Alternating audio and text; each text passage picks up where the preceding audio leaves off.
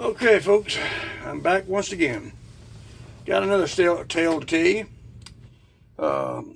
There again, I'm about around 18, 19-year-old. At that time, I was still working at the cotton mill that I mentioned earlier in one of the other videos. And what this tale entitled is, this is about being banned from future fairs that they put on down there once a year or every other year for the employees of the mill. And what they done, they have a little fair. There's probably about 300, 250 people show up that are employees for the mill, and they have different kind of contests where you can win prizes. Well, I just had got out of school, and I guess you would say, most of these people, they're older here, older folks. A lot of them was. And there was a lot of people in their 30s and 40s, and there was some there that in their 20s. But there wasn't many 18, 19-year-old. And it didn't really make much difference because at that time, I was some of my friends, what do you call it, the stud up muffin, and make fun of me, call me Muffin Daddy or whatever. Just make fun of me because I felt like in a competition, most likely I was going to win. And that's arrogance, but it's the way it was. I was strong from age, fast from age, and usually if I put my mind to it, I was going to figure out a way to win. So they had a contest, 3 contests in this thing, and one of them was chasing a greased pig. One of them was toad sack, racing in toad sacks for like 50 yards, and the third one was a greased pole with about a solid inch of lard all the way up it. I think about 15 foot tall, flagpole, whatever, 15, 20 foot tall. And on top of it, there was a $20 bill. And this is back in around 1968, 69. $20 is a lot of friggin' money.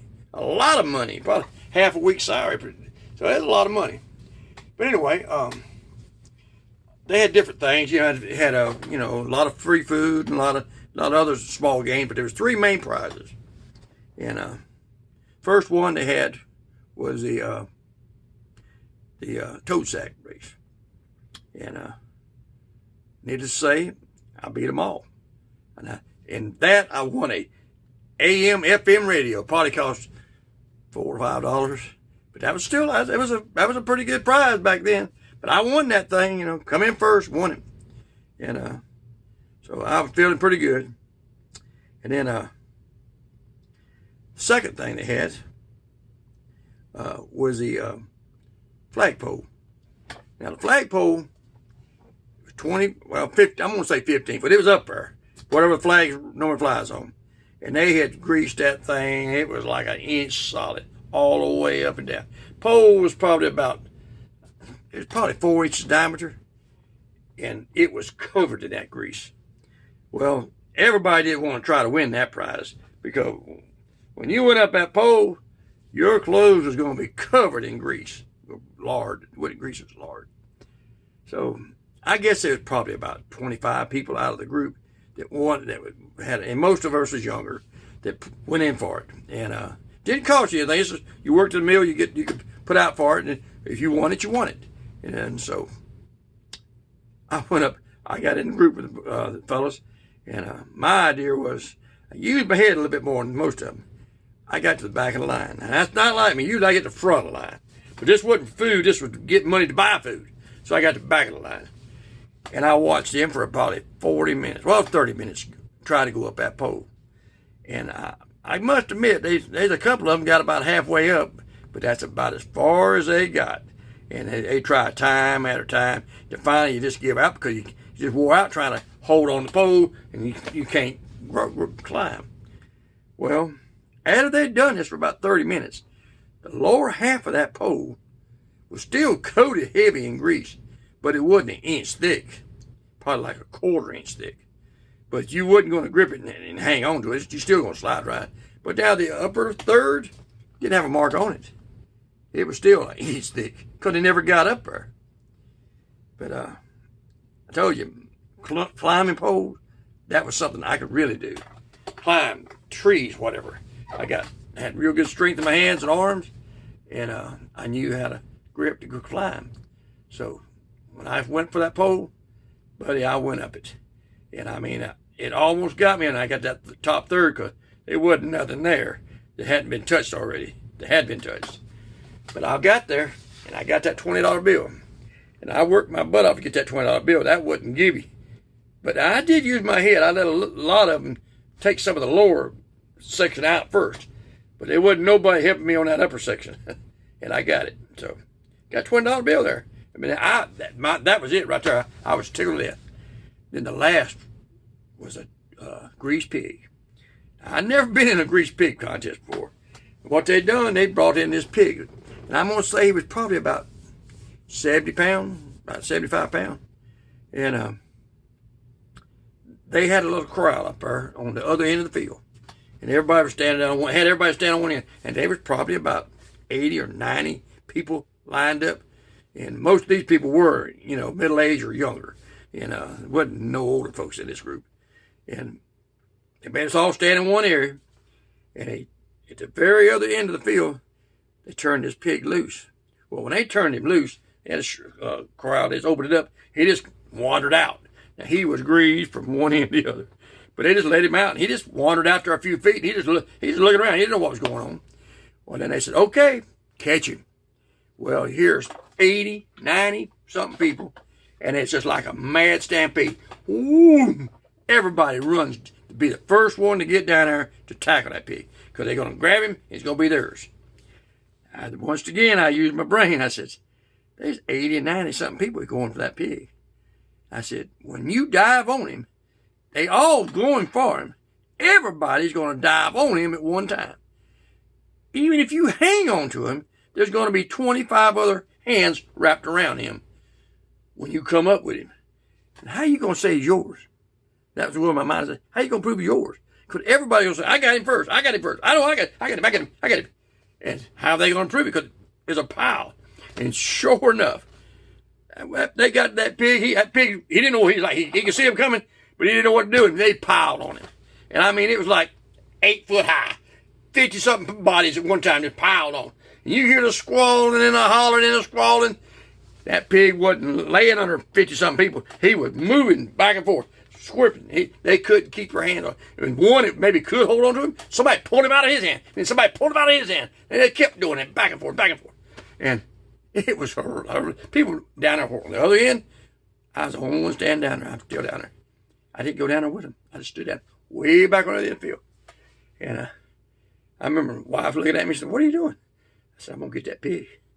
I said, they ain't going to hold on to him. And that was my thinking. I didn't know this, but that's what I was thinking. Sure enough, that group that ball just kept moving around back and forth, and all of a sudden, boom, it parted, and here come that pig. He was making a run for it, and he was gone, brother. He got a 20-yard leap, and he was out of there. And they people coming up trying, but they wasn't going to catch that little pig, not for a long ways. But he's coming down the field. And he's not coming to me, but he's going by me. So I look at him, I see him coming, I said, that pig's fast. So what I did, I just picked a spot out in front of him, and I took off running. Well, I wasn't running to him, I was running toward him, but away from him. And as he come on down, we just kind of come together. And as we come together, I just went down on top of him, wrapped around him, and rolled him over and over. Didn't let him get his feet on the ground. I kept rolling where he couldn't get to digging. And when I finally got him rolled over, I come up with him, and he was squalling like crazy, but he couldn't touch anything with his feet. I had him. He was mine. Well, then about that second, I had 10 pairs of hands grabbing him. He's mine, he's mine, he's mine. But I didn't let go of that pig. And everybody could see I caught him. Everybody was 25 yards down the field when I already had him up in the air. So there wasn't no doubt about who caught the pig. And they'd all stand there with their hands waiting for me to drop him. I pulled him in tight and got him. And he finally calmed down. I had him. And I said, I got him. So now you got to understand this. I had a shirt on, a pair of pants on, and they might as well have been burnt because I was totally covered in grease from him, or lard, from him and for the pole. I mean, them clothes was gone. But I had the pig. And he said, well, you won it. You won all 3 prizes. And then I dawned on me. I says, we had a little small car, I'm thinking, what am I going to do with this pig? I mean, it's a 70-something pound pig, and I don't have a place to process him. I mean, I don't have a place to grow him. I live in town. I got a pig now, and he's greased all over him. I ain't gonna put him in my car. I said, what am I gonna do? And I'm really thinking. I mean, I'm in trouble. About that time, old man walked up to me. He said, son, what you gonna do with that pig? I said, oh, I got plans for this thing. I got a lot of plans. He says, well, I give you $20 for him right here as it is. And boy, I'm thinking, wow, I don't need this pig. $20. And I looked at him and I said, nah, I got plans for this thing, boy. He said, I'll give you 25. I said, he's yours. He $25. I got $20 bill, and I got 25 more, and I got a radio. I mean, you don't get no better than that, not when you're 18-year-old back in 1968, 67, 68. So, anyway, got that there, and come back to work next week, and they told me, I said, we have this fair next year. No offense, but you can't enter no contest. I said, it ain't fair. Can't enter. And I'm thinking, well, that's really nice to tell somebody. I work here like everybody else. He said, no, you ain't entering no more contests down here next year. You're welcome to come, but you can't enter the contest. Well, I ended up moving on to a better job later on. But I understand what they're saying, too. It probably wasn't fair. But I sure enjoyed it. And that's the only time I ever climbed a greased pole or caught a greased pig. And the only thing I do different next time, I wouldn't wear my camouflage clothing because you sure do ruin them. And that's the end of that story there, too. That's a little short story. Pass it on to the grandson. That's it.